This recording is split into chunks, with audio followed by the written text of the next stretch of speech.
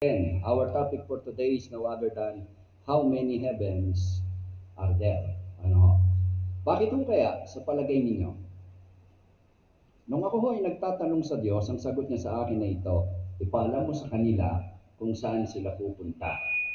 Naku po, sino ho ang gustong pumunta na ng langit? Taas nga ho ang kamay. Wala pa, no? Dahil may mission pa ho tayo pare-parehas. At yan ho ang pagtatagumpayan sa atin ng Panginoon. Ano ho? Sa susunod ho, nakalinya na po for the month of December, ano ho, ay tatalakayin po natin bakit hindi tayo dapat matakot sa kamatayan. Sino ho ba ang takot dito mamatay? Tas nga akong kamay. Wow! Wala na. Ay paano ho kung may pumasok dyan, babarilet sasabihin, lahat ng Kristiyano, mamamatay ngayon. Lumabas na ang gustong hindi mamatay. Lalabas ho kaya kayo? Kaya ho bilang pagbibigay galang sa pagbasa ng banal na salita, inaaniyahan ko kung tayong lahat ay tumayo at buksan ang inyong Biblia sa ating teksto. Genesis chapter 1, verse 1. Ano ho? Sabi ho rito, kung wala ho kayong Bible, meron ho tayong monitor. Kita ho ba ninyo? In the beginning, God created the heavens and the earth. Saglit po tayong manalangin. Ama naming Diyos, ikaw ang may alam at ikaw ang marunong na Diyos. Sa tuwi-tuwi at nakakaalam, bakit ang bawat bagay ay kailangan naming maunawaan at maintindihan bilang kami ay isang Kristiyano na iyong hinamo doon sa tiyak na kapahamakan. At ngayon ay binigyan mo ng pagkakataon. Una, humarap sa iyo. Pangalawa, ang mamalagi sa iyong presensya. Sapagkat alam po namin, aming Diyos, mula nang tanggapin namin ang aming Panginoong Hesus, nang ngusap ka sa puso at isip ng bawat isa. Kaya't hindi kami, kundi ikaw ang may gawa kung bakit sa araw-araw nababago mo ang aming buhay. O Diyos na makapangyarihan, ito ang aming dalangin at iyo kaming samahan habang aming pinag-aaralan ang nais mong aming matutunan. Sa ngalan po ng aming Panginoong Yesus, ito ang aming sama-samang dalangin. Amen. Palakpakan po natin ang ating Panginoon at tayo ay makakaupo na. In the beginning, God created the heavens and the earth. Papansinin po ninyo, sa ating teksto pa lang sa Genesis 1:1, ay makikita na po natin kung gaano kamahal ng Diyos ang bawat isa sa inyo. Pakisabi po sa inyong katabi, kapatid, mahal tayo ng Diyos. Ang katunayan po in Genesis, in the beginning, sabi po niya, God created the heavens. Naglalaro po sa isip ko habang pinagbubulay-bulayan ko to para magawa po ang body. Sabi ko, ganun kabuti ang Diyos. Bakit?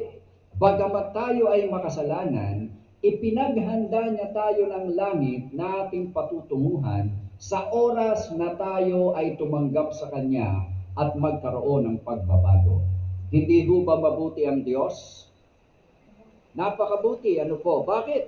Sapagkat sa kabila na tayong makasalanan, alam natin hindi papahintulutan ng Diyos na tayo'y manatili doon sa kasalanan na ating kinalugmukan. Bakit? Dahil sa isipan niya at sa puso niya, ipinaghanda niya tayo ng heavens. Kaya ho ang sabi ng Genesis 1:1, God created the heavens. At hindi lang po yun. Dahil hindi naman pwedeng dumiretso agad ang tao sa langit, kaya ho ang isinunod niyang likhain ay ito. Itong ating tinitigilan, which is called the earth. Kay buti ho ng Diyos, ano ho? At kung papansinin po ninyo, bago tayo ilagay dito, tayo po ay alabok. Na ang sabi po'y binubisan tayo ng Diyos at binigyan ng hininga.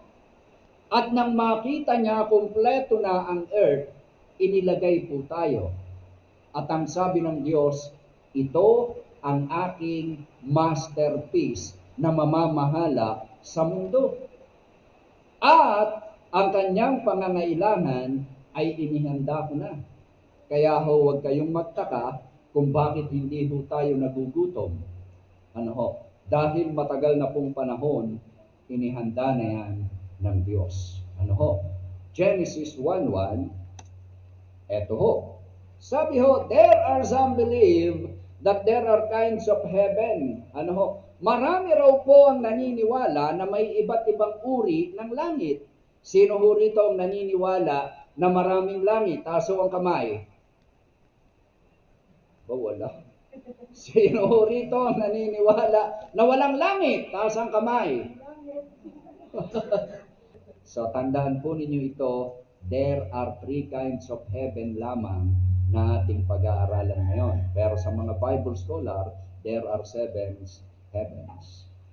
Yang ulap, isa yan. Outer space, isa yan. Ano? At yung the innermost heaven, which is the throne of God, ay naroon. Ano ho? Kaya ho ang sabi, ang liwanag doon ay yun pong kanyang kabanalan. Kaya ho pag tayo napunta roon, hindi na ho buwan, ang liliwanag sa atin sa gabi at hindi na ho araw sa araw, kundi ang kabanalan po ng Diyos. Sabi ho ganon, Roman number 1, are there multiple heavens? Meron nga ba? There are 2 ways to address this topic. What we know now, kung ano ho ang pagkaunawa nyo ngayon, and what we'll know then, at kung ano ho ang paniniwala nyo sa kasalukuyan or sa hinaharap. Let's first answer these questions in relation to what we know now. Pakibukas nga ho ang inyong Biblia sa 2 Corinthians 12:2. Pakibasa ho sa Tagalog dahil English po itong isinulat ko rito. Ano ho ang sabi ni Apostol Pablo? Sabi mo ni Pablo, I know a man in Christ who 14 years ago, during the reign of Apostle Paul, 14 years ang lumipas. Siya ho mismo nagsabi, sabi niya, was called up to the 3rd heaven. Ano ho? Meron daw isang tao na dinala sa 3rd heaven. So therefore, nagkaka-idea na ho kayo kung nasaan ang Diyos. Nasaan ho ang Diyos? Sa heaven. 3rd heaven. Na ang sabi ho, ang bantay doon ay ang mga kerub.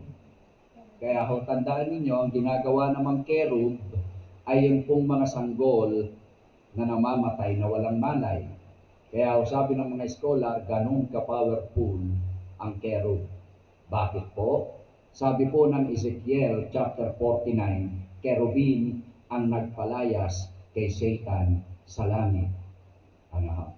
At hindi raw ho kayang titigan ni Satanas ang mga kerubin. Ang kerubin ho, nanamulatan natin ngayon, yung ulo. Ano, ng bata lumilipad, putol na ulo na may pakpak. Ano, yan ho ang nakaukit sa ating kaisipan. Pero ang sabi ho ng Biblia, ang kerub is the most powerful angel of God. Ano ho? Sila ho ang bantay doon sa 3rd heaven na nakapalibot sa trono ng Diyos. Ano ho? Whether it was in the body or out of the body, I do not know, sabi ho ni Apostol Pablo. God knows. Meron daw ho siyang kilala, sabi ni Sister Weng sa kanyang binasa na isang tao na dinala sa 2nd langit. Therefore, ano hong ibig sabihin nito? Sabi, Paul gives some food for thought. Binigyan ho ni Apostol Pablo ng pagkain ang ating kaisipan para ho ating maisip ito. If you are going to apply simple logic, if there is a 3rd heaven, then there must be a 1st and 2nd one as well.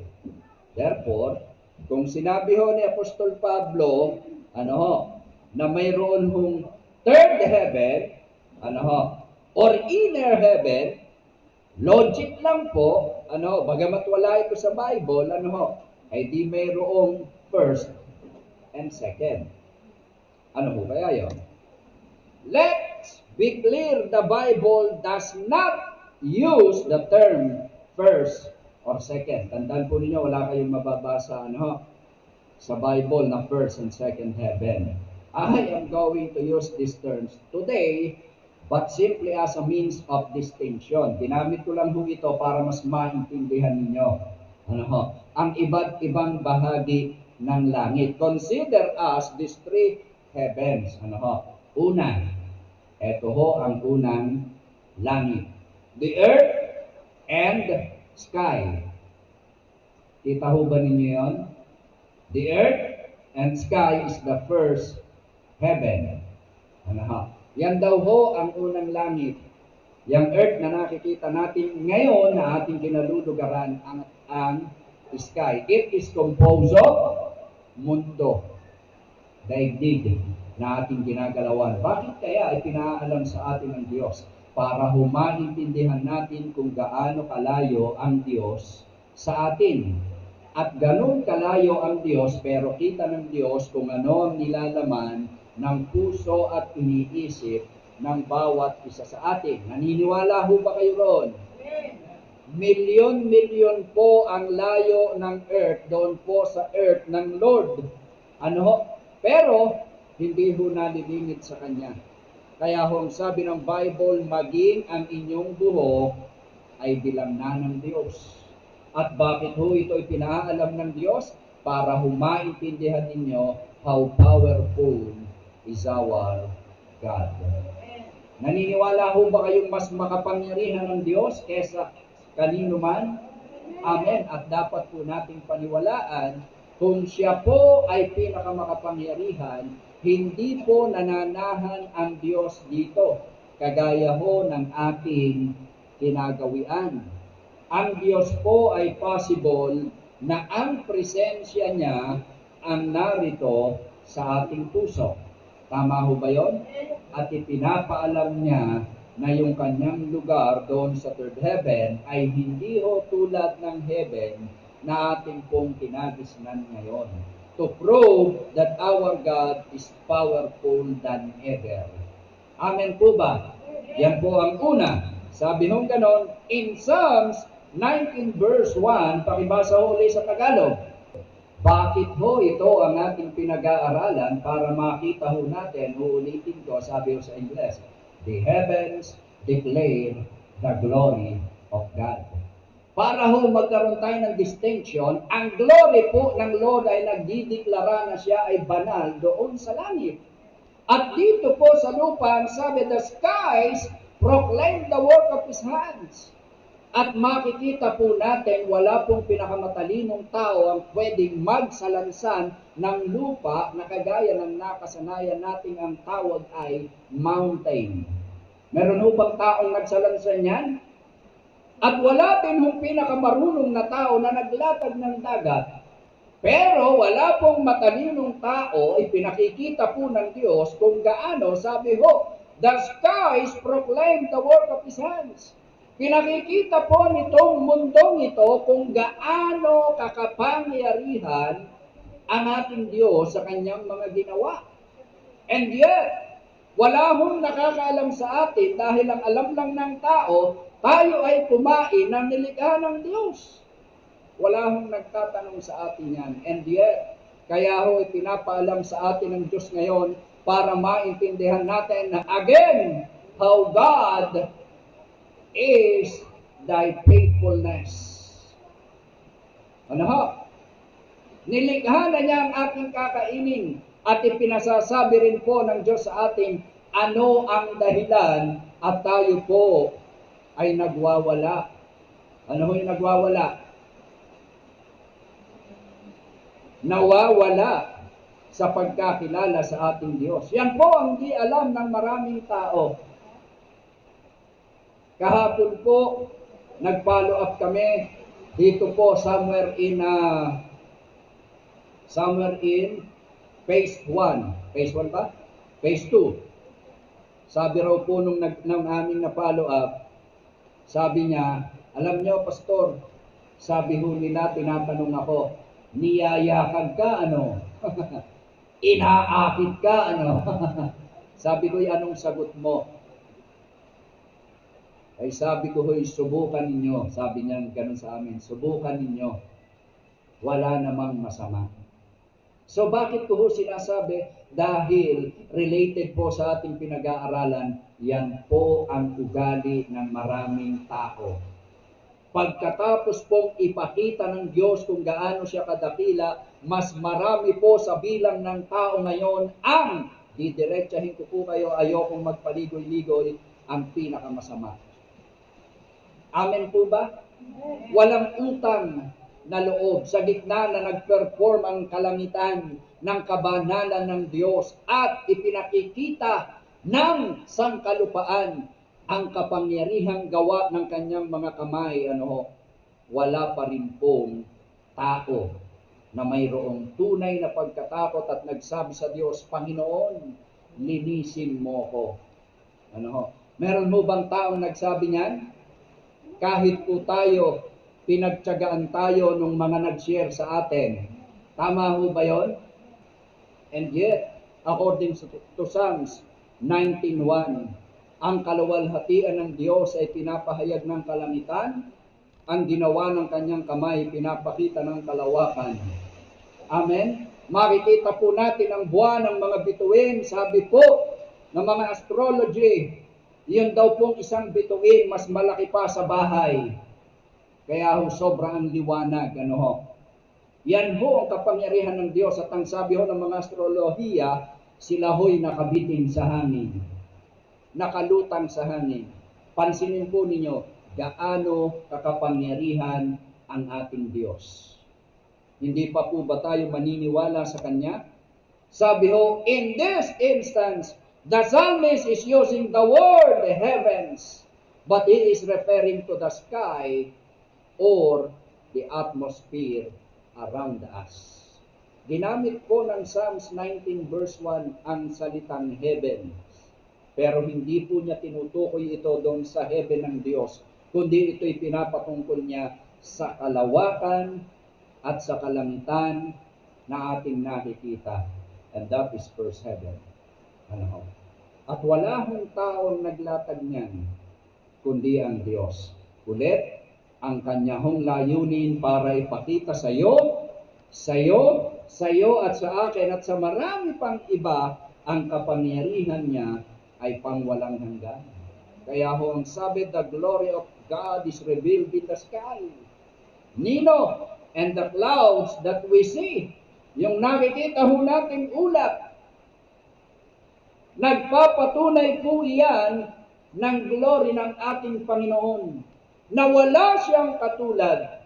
Then, consider this, the first heaven. We find another example of this verse 7 in the book of James. Yun daw pong another example ng verse 7 ay matatagpuan po natin sa book ni James.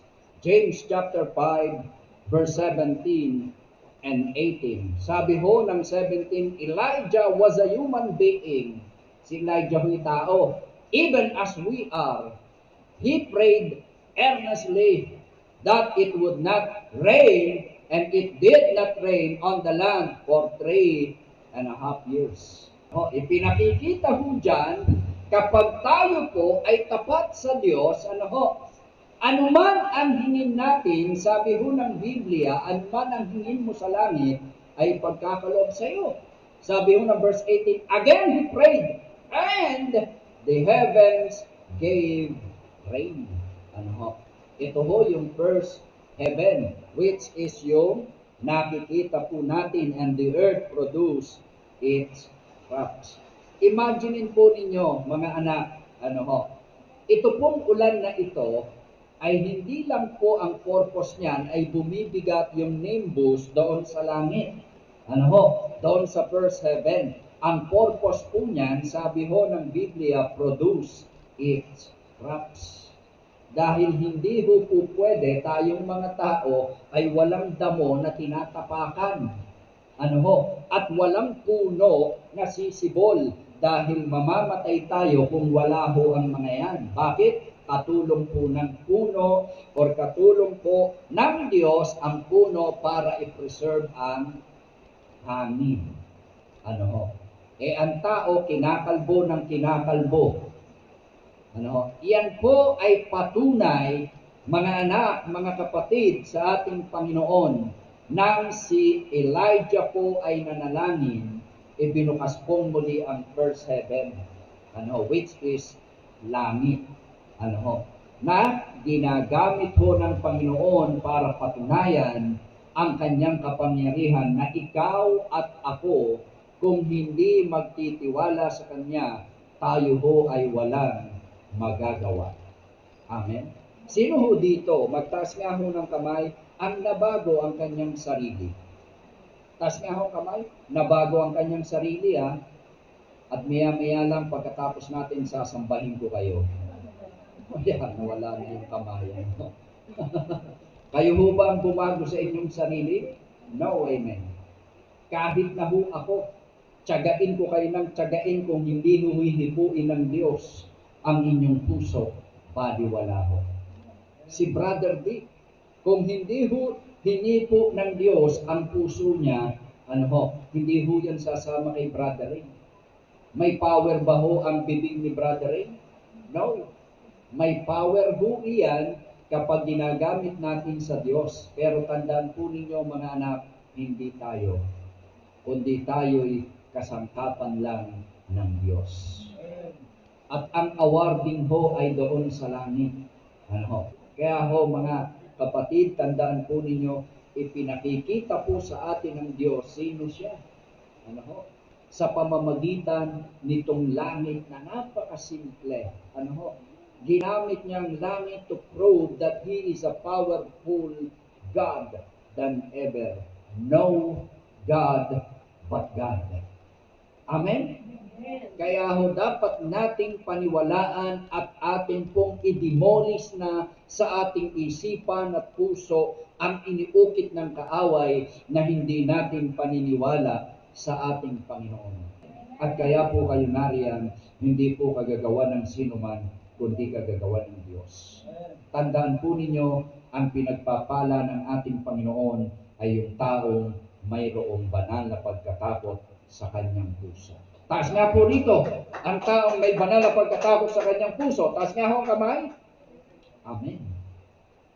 Kaya ho yan ang ating pinag-aaralan ngayon. The second one is the stars and the galaxy, the second heaven. Nakakita na ho ba kayo niyan? Si Sky, malimit, si Sky laging nakatutok yan sa kanyang mga stars, The stars and the galaxy in the atmosphere and the sky are the first heaven, then you could consider the stars and the galaxy the second heaven. Sila raw ang second heaven. Again, tandaan po ninyo as a reminder, the Bible does not use this term. I am just using it as a term of clarification, of distinction. Para mas maintindihan nyo lang. The first, kasi sabi ni Pablo, nakakita siya ng isang taong dinala sa third heaven. At para mas maintindihan ninyo, dinistinct natin first and second. A logical term. Para mas maunawaan natin. At sabi ng Psalms 8:3, sabi ganon, when I consider your heavens, the work of your fingers, the moon and the stars, which you have set in place. Ganda, Sabi ng Psalms, kapag nagbubulay-bulay siya sa kapangyarihan ng Diyos, tinitignan niya ang heaven. At pag nakita niya ang heaven, nakikita niya at naiisip niya, ginawa ng Diyos yun. Kayo ho ba, pagka kayo titingala sa langit, naiisip niyo ho ba yun? O pag kayo ho'y naglalayag sa dagat, naiisip niyo ho ba na yung mga dolphins na sumusunod sa inyo ay nilikha ng Diyos at ganyan kakapangyarihan ng Diyos? Ang ganda, Sabi ng Psalmist, when I considered your heavens, the work of your fingers, the moon and the stars which you have set in place. Mantakin nyo nga naman, yung bituin isinet ng Lord, hindi ka malalaglag dyan. Yung buwan. At ang isa pa, kung paano magpalit, mag-rotate, nakabiting sa heaven. Ganyan po kakapangyarihan ng ating Diyos. Magpapalit siya, lulubog ang araw, lilitaw ang buwan. Sabi ho ng psalmist, ganun nga iniisip kung gaano karunong ang ating Diyos. Sabi ho ganun, in the first 7 can include what we can see, the first 7. Naandyan po ang lahat ng inyong makikita. Then the second heaven begins to go beyond what we can see. Beyond what we can see. In Hebrews, we see a reference to our Savior who passed through the heavens when He ascended. Yun, Saan daw ho pumasok yung ating high priest, which is Jesus Christ, in heaven. The Son of God, let us hold firmly to the faith we profess. Kung alam daw ho natin na siya'y naroon sa langit, pumasok sa langit, yan din po ang ating papasukan. Amen? Sino ang gustong pumasok na roon? Wala pa. Kaya ho mga kapatid, yan ho ang ating Panginoon. Talaga hong ipinapaalam niya sa atin who is He, the powerful God. Sabi hong ganon, the tree, at dito ho tayo magtatapos, the place where God dwells. Sabi ho, the third heaven which Paul referred to in 2 Corinthians is the place where God's presence dwells. Where His throne is, here are two other mentions of this. Isaiah chapter 6 verse 1, in the year that King Uzziah died, I saw the Lord seated on a throne, high and exalted, and the train of His robe filled the temple. Noon ho sa Old Testament, sila ho yung tinatawag na holies of most holies. At yun ho'y tinaas na ng Diyos. Bakit? Sinasalaula ng tao. At ngayon, doon ho nakatigil ang ating Panginoon sa most holies of holies. At wala hong makapapasok doon kundi ang kanyang anak. Even the angels did not. Even us, when we enter in our destinations, we did not go on or we did not pass by on that road. Hindi ho tayo makakapasok doon sapagkat yun lamang pong binigyan ng kapangyarihan ng Diyos. At sinasabi ho ng Biblia nung mamatay si Uzziah, nakita ho ni Isaiah na ang Diyos ay nakaupo sa kanyang trono, the high and exalted, meaning to say, meron ho talagang heaven, na pinatutunayan sa atin ng Diyos. Sabi ho ng Acts 7:55-56, but Stephen, full of the Holy Spirit. Nabasa niyo na ho ba sa Bible si Stephen? Sabi ho, look up to heaven and saw the glory of God, and Jesus standing at the right hand of God. Look, he said, I see heaven open, and the Son of Man standing at the right hand of God. And meaning to say, totoo pong may heaven. At sabi ko sa inyo, wala akong nakapapasok doon, kundi ang Panginoon Jesus lamang. At katabi ho ng Ama na nakatayo sa kanyang trono, ang ating high priest, tagapagtanggol, na kung tayo ho'y nagkakasala, agad-agad hong dinidepensahan tayo ng Panginoong Jesus. Paano? Sa pamamagitan po ng naranasan niya na pinag-aaralan natin sa Bible study. Na naranasan niya bilang tao nung siya'y narito. Kaya ho tayo'y ipinagtatanggol niya sa Diyos doon sa langit. Sinasabi niya, Ama, tunay na maging mga tao ay napakahirap. Bakit? Nagutom, at hanggang ngayon, ang hirap po na ang tao ay akagin sa gawain ng Panginoon. Pero kapag sinabi mo, tayo'y iinom, tayo magsasabong, hindi ka patapos, itatanong sa'yo, anong iinumin? At itatanong sa'yo, pagsasabong, sasabihin, magkano paminto? Kaya ho, yan po ang katotohanan ng ating pinag-aaralan na yung ating Diyos na nagpapakilala sa atin ngayon ay naroon sa third heaven na sinasabi po ng Acts, ng Isaiah, ng Hebrews, ng James, at ng Genesis na siyang lumikha dito.